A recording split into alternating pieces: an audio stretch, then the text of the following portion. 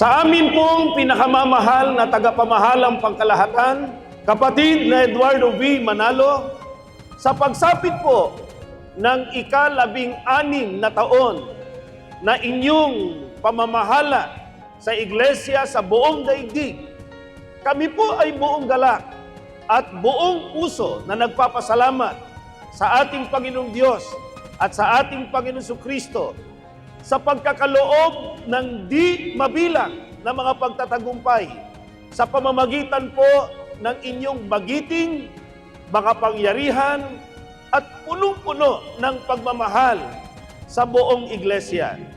Kami po ng mga ministro, mga manggagawa, mga may tungkulin, at sa lahat ng mga kapatid sa buong distrito ng Surigao del Norte ay buong puso at buong galak na bumabati po sa inyo ng Happy 16th Anniversary po.